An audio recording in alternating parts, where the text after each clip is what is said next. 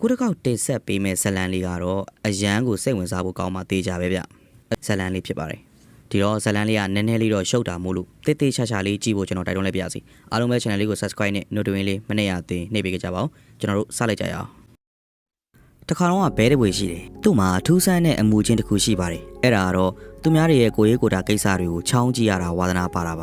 ါရှင်းရှင်းပြောရရင်တော့သူကသူများတွေကိုဆက်စုရတာသဘောကျတဲ့မောင်ဆက်စုတယောက်ပေါ့မောင်ဆက်စုကအင်ရှမ်းမြေအကျိုးဆောင်တယောက်ဖြစ်ပါတယ်ပြီးတော့သူကထူးထူးဆန်းဆန်းပဲပရွဲစိတ်တွေကိုမွေးရတာသဘောကျတယ်ဗျဒါကြောင့်သူ့ရဲ့ Instagram နာမည်ကိုတော့မှပရွဲစိတ်တို့ရဲ့ဖေဖေလို့ပေးထားပါတယ်အဲ့ Instagram အကောင့်မှာလည်းသူကသူ့ရဲ့အင်ရှမ်းမြေအကျိုးဆောင်နဲ့ပတ်သက်တဲ့ post တွေကိုအမြဲတမ်းတင်ပါတယ်လူတစ်ဖက်သားတွေကိုကူညီခြင်းနဲ့စိတ်လေးအခမ်းရှိတာကြောင့်သူ့ရဲ့အကောင့်မှာလည်းလူကြိုက်များရတဲ့မှာပါတယ်ပေါ့ဒါပေမဲ့လည်းသူ့မှာတော်တော်ကြီးကိုစိုးရတဲ့အမှုအကျင့်တစ်ခုရှိပါတယ်အဲ့ဒီအမှုအကျင့်ကြောင့်ပဲအခုဇလန်ဖြစ်ပေါ်လာခဲ့တာဗျ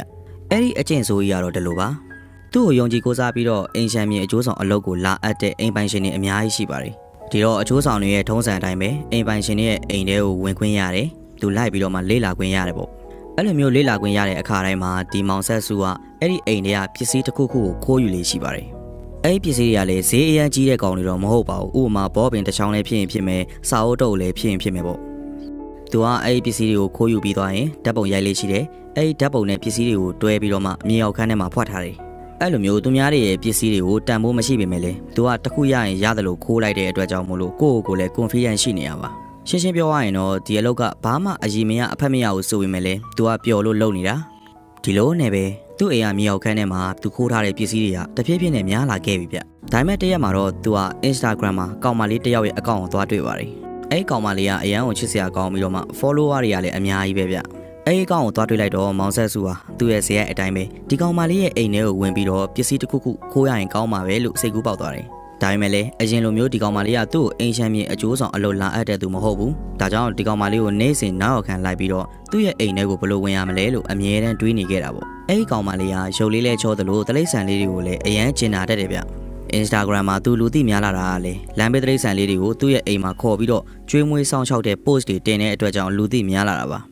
ါဒီတော့မောင်ဆက်စုအနေနဲ့ဒီလောက်ကျင်နာတနာတက်ပြီးတော့မှရုပ်ချောတဲ့ကောင်မလေးရဲ့အိမ်ထဲကပစ္စည်းတစ်ခုခုကိုသာယူနိုင်မယ်ဆိုရင်သူ့ကိုယ်သူရဲကောင်းကြီးတယောက်လိုဖြစ်လိမ့်မယ်လို့ခံစားနေရတာပါဒါကြောင့်သူကနေ့စဉ်ရက်ဆက်ဆိုသလိုပဲကောင်မလေးရဲ့အိမ်ကတကား password ကိုသွားဖွင့်တာတို့ကောင်မလေးရဲ့လက်ဝေရာကိုရအောင်ယူပြီးတော့ဒီ password တွေနဲ့တိုက်ပြီးဖွင့်ကြည့်တာတို့အမြဲတမ်းစူးစမ်းနေပါတယ်ဒါပေမဲ့လည်းသူတစ်ခါမှအဲ့အိမ်ထဲကိုဝင်ခွင့်မရခဲ့ဘူးဗျတရက်မှာတော့မောင်ဆက်စုတယောက်ကန်ကောင်းခဲ့ပါတယ်အဲ့ဒါတော့သူ့ရဲ့အိမ်ရှမ်းမြေအကျိုးဆောင်လုပ်ငန်းရုံးချုပ်တည်ရှိရာနေရာကိုဒီကောင်မလေးကစိုက်စိုက်မြက်မြက်ရောက်လာခဲ့တာပါအဲ့ဆယ်လီမလေးကပြောတယ်အခုသူနေနေတဲ့တိုက်ခန်းကိုရောင်းခြင်းနဲ့ဒါကြောင့်မောင်ဆက်စုကိုအကူညီလာတောင်းတာပါပြီးတော့သူကမောင်ဆက်စုကိုတိုက်ခန်းစီမှာဝင်ပြီးလေးလာလို့ရအောင်အိမ်တော့ပါတခါတည်းပေးသွားခဲ့တယ်မောင်ဆက်စုအတွက်ကတော့အရင်ကတုံးမှဘီယာအိုးတဲ့မှောက်ကြသလိုပါပဲ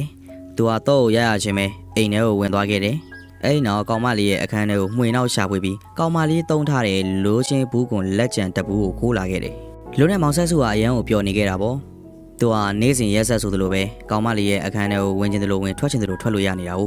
ဒါပေမဲ့တနေ့မှာတော့မောင်ဆက်စုတယောက်ဒုက္ခနဲ့လှလှနဲ့တွေ့ပါတော့တယ်အဲ့ဒါတော့ထုံးစံတိုင်းပဲကောင်မလေးမရှိတဲ့အချိန်မှာကောင်မလေးရဲ့အခန်းထဲကိုသူကဝင်သွားခဲ့တယ်ဒါပေမဲ့သူတွေ့လိုက်ရတာကတော့ကောင်မလေးကိုဓာတ်နဲ့ပိုးဆိုးပတ်ဆက်ထိုးပြီးတက်ခံထားရတာကိုတွေ့လိုက်ရတာပါမောင်ဆက်စုကဆက်ဆချင်းမှာတော့ရဲစခန်းကိုဖုံးဆက်ဖို့သူကအကြံရသွားခဲ့ပါတယ်ဒါပေမဲ့လေသူကိုယ်တိုင်ကဒီအိမ်ထဲကိုခိုးပြီးဝင်နေတာဖြစ်တဲ့အတွက်ကြောင့်ရဲတွေကိုသူဘယ်လိုရှင်းပြမှာလဲဒါကြောင့်ပဲသူကရဲတွေကိုမတိုင်တော့ဘဲနဲ့အိမ်ထဲကနေထွက်ခဲ့တယ်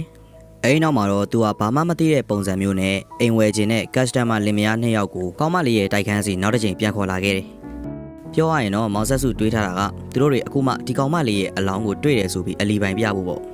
ါပေမဲ့အရန်ကိုအံ့ဩဖို့ကောင်းပါတယ်သူတို့တွေတိုက်ခန်းစီကိုရောက်သွားတဲ့အခါမှာခုနကတော့မောင်ဆက်စုတွေ့ခဲ့ရတဲ့ကောင်မလေးရဲ့အလောင်းကအလုံးဝမရှိတော့ပါဘူးထို့တူပဲဘာရှေးရလက်ရမှာလည်းကြမ်းမနေခဲ့ဘူးဗျမောင်ဆက်စုကလုံးဝမတွေးတတ်ခဲ့ပါဘူးသူနေခင်းချောင်တောင်ကြီးတရေများ6ခံရတာလားလို့တွေးနေခဲ့ပါတယ်အဲ့လိုမျိုးတွေးနေရင်လည်းသူ့ရဲ့ရုံခန်းရှိရာကိုစာအိတ်အနီရောင်လေးတည်းရောက်လာတယ်ဗျအဲ့ဒီစာအိတ်ထဲမှာတော့ဒီကောင်မလေးရဲ့အိမ်ထဲကိုသူလက်ပွေရာနဲ့ဝင်ဖို့ကြိုးစားတော့ဓာတ်ပုံတွေပါနေပါတယ်ပြီးတော့ကောင်မလေးရဲ့အလောင်းပုံလည်းပါတယ်ပြီးတော့စာတစ်ချောင်းလည်းပါပါတယ်ဒီကောင်မလေးကိုမင်းတက်တာမလားတဲ့ဘသူကပို့လိုက်မှမသိပေမဲ့လည်းတေချာပေါက်ဒီဓာတ်ပုံတွေကိုသာရဲတွေတွေ့သွားမယ်ဆိုရင်သူက9ပါးမှောက်ပြီးအဲ့လိုနဲ့မောင်ဆက်စုကဘလို့မှမတွေးတတ်မခေါ်တတ်ဖြစ်နေတော့ကွယ်လွန်သွားရှာပြီးဖြစ်တော့သူ့အမေရဲ့အယိုးပြာကိုတီးရှိရာနေရာဖောက်ထွင်းခံရတယ်လို့အယိုးပြာကိုတွေကူညီထိမ့်သိမ်းပေးတဲ့အဖွဲ့ကဖုံးလန့်ဆက်တယ်ဗျပြီးတော့လမ်းမှာလည်းမောင်းသူမရှိတဲ့ကားတစ်စီးကအရှိန်နဲ့အမြင့်ကနေပြုတ်ကျလာပြီးတော့မောင်ဆက်စုကိုတိုက်မိမလို့ဖြစ်တယ်ဒီလိုမျိုးတွေလုပ်နေတာကတေချာပေါက်သူ့ကိုဓာတ်ပုံတွေပို့လိုက်တဲ့သူပဲ ဒါဆိုရင်ဒီလူကဘာလို့သူ့ကိုဒုက္ခပေးချင်နေရလဲပြီးတော့ဆယ်လီမလေးကလည်းပျောက်သွားတာမို့လို့ရဲတွေကလည်းအပူတပင်းလိုက်ရှာနေကြပြီအဲ့လိုနဲ့အခုရက်ပိုင်းနေထဲမှာသူနဲ့စကားပြောလေးပြောထားရှိတဲ့လူတွေကိုလိုက်စုံစမ်းရင်းနဲ့မောင်ဆက်စုစီကိုဆက်ဆက်မြတ်မြတ်ကြီးရောက်လာတယ်ဒါပေမဲ့ရဲတွေကိုတော့မောင်ဆက်စုကဘာမှမသိဘူးလို့ဘူးခံပြီးညင်းလိုက်ပါတယ်ရဲတွေကလည်းတဲလွန်စာရလို့ရညာဆယ်လီမလေးရဲ့အိမ်ထဲကိုဝင်စစ်ဆေးကြတယ်အဲ့ဒီမှာသွေးကွက်တစ်ခွက်ကိုတွေ့သွားတယ်အဲ့လိုမျိုးတွေ့သွားတော့ဒီကောင်မလေးတေချာပေါက်ဒုက္ခရောက်နေပြီဆိုပြီးတမျိုးလုံးကိုပိုက်စိတ်တိုက်ရှာပါတယ်အွန်လိုင်းပေါ်မှာလည်းအဲ့ဒီတဲ့ရင်ကအရန်ကိုဟစ်ဖြစ်နေတာပေါ့ပြီးတော့အရင်တော့ကောင်မလေးရဲ့ရံဘက်တခြားအွန်လိုင်းဆယ်လီကောင်မလေးတယောက်ကလည်းဒီအမှုအရန်ကိုစိတ်ဝင်စားနေတယ်အဲ့ဒါကိုပရွဲစိတ်ဖြစ်ပြီးမောင်ဆက်စုကတွေ့သွားတယ်ဒီလောက်လူရှိလူခင်များတဲ့ကောင်မလေးမှာရံဘက်တယောက်ရှိနေတာကိုမောင်ဆက်စုကသိပြီးတဲ့နောက်မှာဒီကောင်မလေးကများဟိုဆယ်လီကောင်မလေးကိုတတ်လိုက်လားဆိုပြီးတော့မှသူကတန်တရားဝင်လာတယ်ပြီးတော့ဆယ်လီကောင်မလေးရဲ့ post တွေအောက်က comment တွေကိုလည်းသူလိုက်ကြည့်တယ်အဲ့ဒီမှာဒီကောင်မလေးကိုအမြဲတမ်းခွေးချောင်းချောင်းနေတဲ့ကောင်တကောင်ရဲ့အကောင့်ကိုသူသွားတွေ့တယ်အဲ့ဒီအကောင့်ပိုင်ရှင်ကဒီကောင်မလေးကိုအသေးရအရှင်ရလိုချင်နေတာပါဒါကြောင့်မောင်ဆက်စုဟာဒီဟိတ်တာကောင်မလေးနဲ့ဟိုခွေးချောင်းချောင်းနေတဲ့ကောင်နှစ်ကောင်လုံးကိုစုံစမ်းဖို့ဆုံးဖြတ်လိုက်တယ်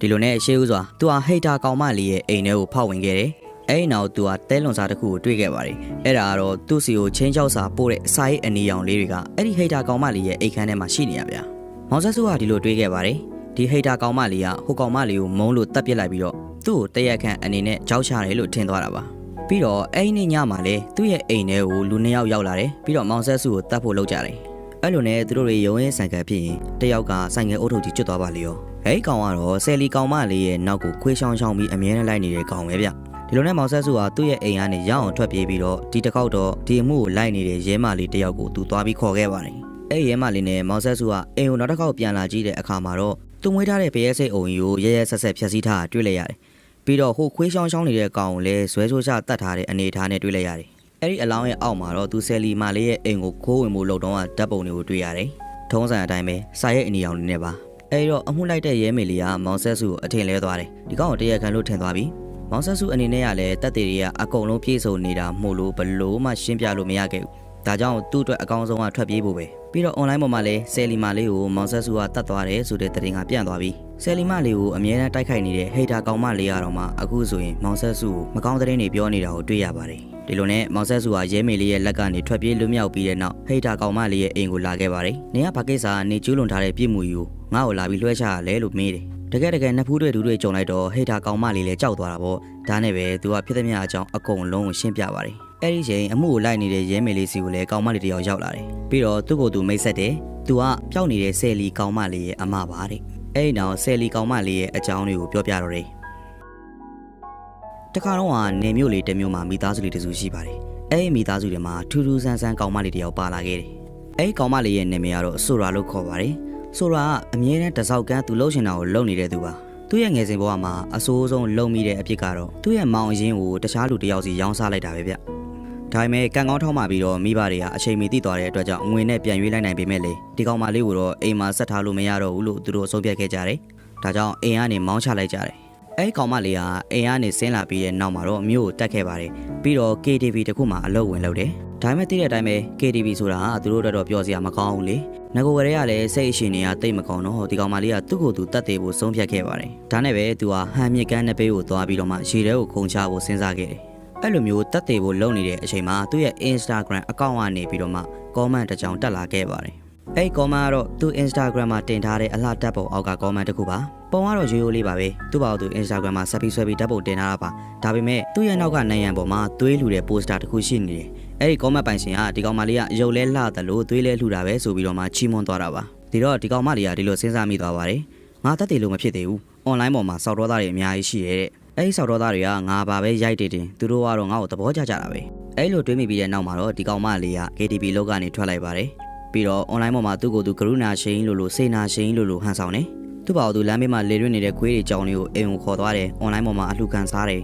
အဲ့လိုနဲ့ပဲသူကတဖြည်းဖြည်းနဲ့လူသိများလာပါတယ်ရုပ်လေးကလည်းလှတယ်လို့စေနာလေးကလည်းရှိတယ်သဘောလေးလည်းကောင်းတယ်ပေါ့ဒီကောင်မလေးရဲ့စိတ်ထဲမှာကတော့သူ့အားပေးတဲ့ပရိသတ်ကိုစောက်တော်သားရေလို့ပဲထင်နေရပါကျွန်တော်ပြောတဲ့ဒေါသဆိုတာတောဝသူတွေကိုပြောတာမဟုတ်ပါဘူး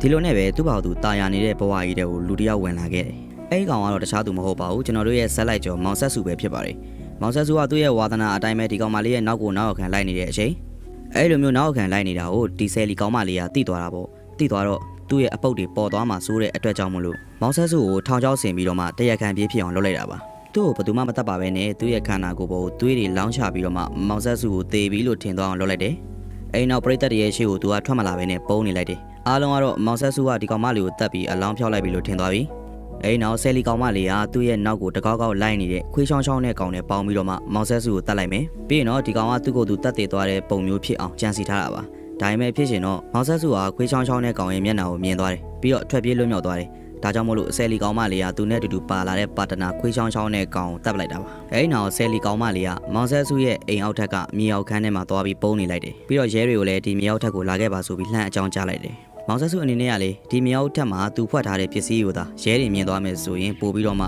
တပ်တွေခိုင်လုံသွားမယ်အပြင်သူအရင်လှုပ်ထားတဲ့ပြစ်မှုတွေပါပေါ်သွားတော့မယ်။ဒါကြောင့်ဒီပစ္စည်းတွေကိုဖျက်ဆီးဖို့သူကအိမ်ကိုခိုးချောင်ခိုးဝယ်နဲ့ပြန်လာခဲ့တယ်။အဲ့ချင်းဆယ်လီကောင်မလေးကလည်းသူ့ကိုယ်သူတန်ရန်ရအောင်ဓာတ်ရိုက်နဲ့ပြန်ထိုးပြီးတော့မှမောင်ဆက်စုကသူ့ကိုအနိုင်ကျင့်နေပါတယ်ဆိုတဲ့ပုံမျိုးပေါအောင်လုပ်လိုက်တယ်။မကြမီမှာပဲသူခေါ်ထားတဲ့ရဲတွေကလည်းမြေရောက်ထက်ကိုရောက်လာခဲ့တယ်။အဲ့တော့သူတို့နှစ်ယောက်ကိုပတ်ပင်းတွေ့သွားတယ်။အားလုံးထင်သွားတာကတော့မောင်ဆက်စုကဆယ်လီကောင်မလေးကိုဖမ်းပြီးတော့မှညှဉ်းပန်းနှိပ်စက်နေရလို့ထင်သွားကြပြီ။ဒါတွေအားလုံးဟာဆယ်လီကောင်မလေးဆင်ထားတဲ့အကွက်တွေပါပဲ။မောင်ဆက်စုကိုရဲတွေကဖမ်းကြမယ်။ပြီးတော့သူကတော့ online ပေါ်မှာအရန်ကိုနစ်နာသူအဖြစ်နဲ့ဆက်လက်တည်ရှိနေမယ်ပေါ့။ဒါပေမဲ့မောင်ဆက်စုကတော့ရဲတွေရဲ့လက်ကနေဒုတိယအကြိမ်ရအောင်ထွက်ပြေးခဲ့ပါတယ်။ပြီးတော့အခုလိုမျိုးကြောက်ချခံရတဲ့ကိစ္စကိုသူကဖော်ထုတ်ဖို့ကြိုးစားတယ်။ဒီနေရာမှာဆယ်လီကောင်မလေးရဲ့အမားနဲ့တွေ့ထားပြီးတော့မှဆယ်လီကောင်မလေးရဲ့စိတ်အရှိန်တွေကိုသိထားတဲ့ရဲမေလေးကိုသူကအကူအညီလှမ်းတောင်းလိုက်ပါတယ်။ပြီးတော့မောင်ဆက်စုကဆယ်လီကောင်မလေးစီကိုသူ့တော်ကအတိုင်းပဲစာရေးအနီရောင်လေးတိတ်လှမ်းပြီးပို့လိုက်တယ်။အဲ့ဒီအိတ်ထဲမှာသူရေးထားတာကတော့မင်းလုပ်ခဲ့တဲ့ပြစ်မှုတွေအားလုံးကို line ပေါ်မှာမဖော်ထုတ်ခံချင်ဘူးဆိုရင်ငါရှိနေတဲ့နေရာကိုရောက်အောင်လာခဲ့တဲ့။ဟိုကောင်မလေးအတွက်ကလည်း online ကသူ့ရဲ့ဘဝကြီးဖြစ်နေတယ်။ဒါကြောင့် online ဘဝကသူတွေသူ့ကိုအမြင်မကြည့်ဖြစ်မှသူအရန်ဆိုရင်လေ။ဒါကြောင့်မို့လို့လေမောင်ဆက်စုချင်းတဲ့နေရာကိုသူကတယောက်တည်းရအောင်ထွက်ခဲ့ပါတယ်။ချင်းတဲ့နေရာကိုရောက်သွားတဲ့အခါမှာတော့သူကမောင်ဆက်စုကိုတတ်ဖို့ဆုံးဖြတ်ခဲ့ပါတယ်။ဒါပေမဲ့လည်းသူမတတ်နိုင်ခင်မှာရဲတွေရောက်လာခဲ့ပါတယ်။ရဲမင်းလေးရဲ့အကူအညီနဲ့ပေါ့။အဲ့လိုနဲ့ပဲအဖြစ်မှန်တွေအားလုံးကိုသိသွားခဲ့ပါတယ်။ဆယ်လီကောင်မလေးကတော့အယူထောင်ရောက်သွားခဲ့ပါတယ်။မောင်ဆက်စုအနေနဲ့ကလည်းသူများအိမ်တွေကိုပိုင်နဲ့ကျူးလွန်ပြီးတော့မှဝင်ရောက်ပစ္စည်းခိုးယူတဲ့အမှုနဲ့ထောင်ချသွားခဲ့တယ်ဗျ။ပြီးတော့ဆယ်လီကောင်မလေးရဲ့အိမ်နဲ့မနီးမဝေးမြေကွက်လက်မှာလည်းသူတနာကျင်အောင်ဆောင်ပြီးတော့မှလိုင်းပေါ်မှာအလူကန်စားဖို့တတ်အိမ်ကိုခေါ်မွေးထားတဲ့ခွေးလေးတွေကိုတဲဆက်ဆက်တက်ပြီးမြုပ်ထားတာကိုတွေ့ခဲ့ရတယ်။ပြီးတော့သူ့ရဲ့ဘဝမှန်ကိုသိသွားမှဆိုလို့ဖော်ထုတ်မဲ့လူတယောက်ကိုလည်းတတ်ထားတဲ့အလောင်းတစ်လောင်းအပါဝင်ပေါ့။တိတ်မကြခင်မှာတော့မောင်ဆက်စုကလွန်ငင်းချမ်းသာကွင်းနဲ့ပြန်ပြီးတော့ထောင်ကနေလွတ်လာခဲ့ပါတယ်။ပြီးတော့သူကနောက်ဆိုရင်ဘယ်တော့မှသူများတွေရဲ့အကြောင်းဆက်စုရဲတော့မှမဟုတ်ပါဘူးခင်ဗျာ။အားလုံးကျေးဇူးတင်ပါတယ်ကျွန်တော်တို့သူတွေနေဆိုပါကျွန်တော်တို့နောက်ထပ်ဇာတ်လမ်းကောင်းလေးအများကြီးနဲ့ပြန်လည်ဆုံတွေ့ကြတာပေါ့